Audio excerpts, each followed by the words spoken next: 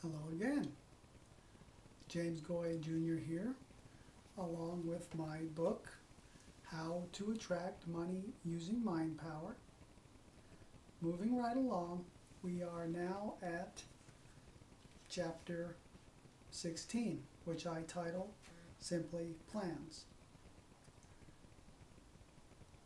A couple of quick quotes here that of other authors' work that I have in the book here. Bill Stiles wrote a book called Mind Power to Success, published in 1986.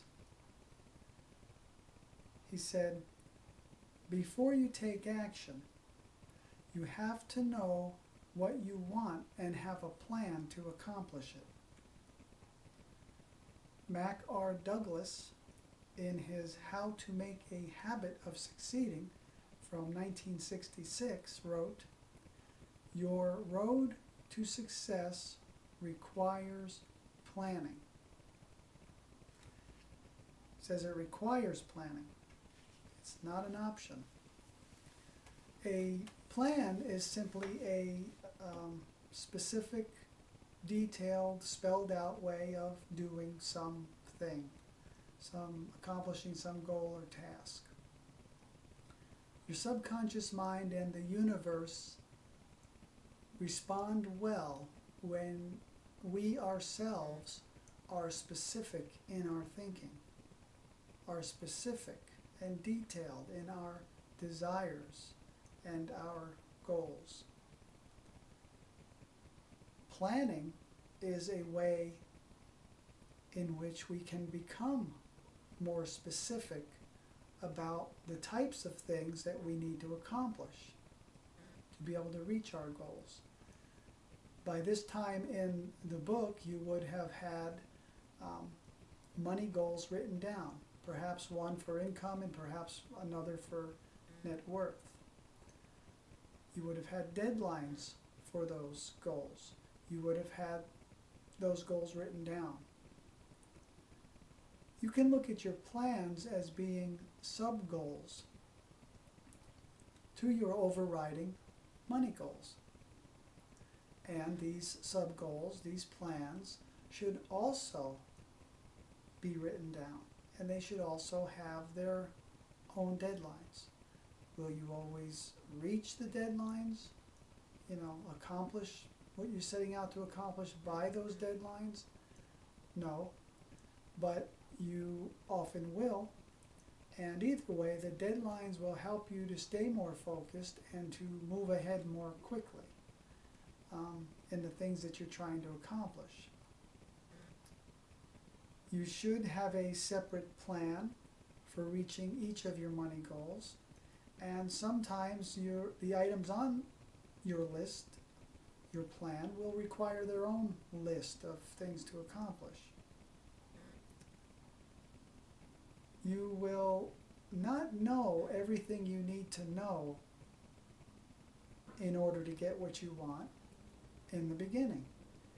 This is a learning process. You will learn as you go. Therefore, your plans will often be incomplete or even incorrect. You will have items in your plan that you turn out to be things that you don't need to do, or that you shouldn't do, or that there's a better way of doing. But we have to start somewhere, and where we start is with a goal, and then from there the next step is to have a written plan for achieving that goal. The last session was on intuition, and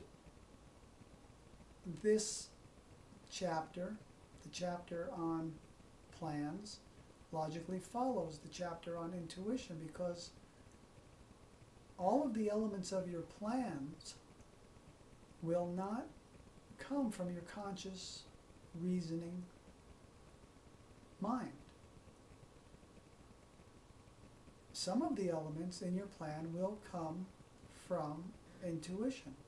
It will be divinely inspired ideas that will help to lead you in the directions you need to go. Remember, once again, the universe, your subconscious mind, your higher self, these higher levels of consciousness know better than we what we need to do and what needs to happen in order for us to achieve what it is we're trying to achieve. And so intuition is a great resource and faculty which will in fact feed you certain elements for your plans. It's a sticking point for many people because we love to be vague. We are mentally lazy by nature. We need to strive and exert our energy and consciousness to try to overcome that natural inclination to take the path of least resistance, to take the easy way out. We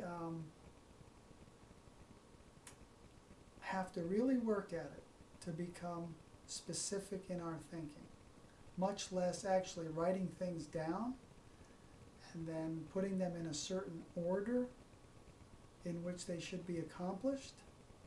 These are not things which a lazy mind likes, because it puts that mind, that person, on the spot to have to actually do something.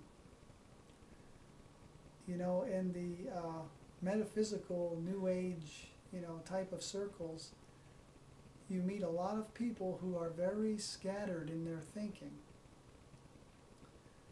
They have a lot going on in all kinds of different directions, which is great in certain, instances, and they, to their credit, are open spiritually and mentally to new ideas and new ways of looking at things. But many people do not know how to gather up their force and their energy and to focus it in a concerted, directed way to produce particular results. For instance, financial gain. Many of these people try to attract more money, but that's the one sticking point often that people are having trouble with.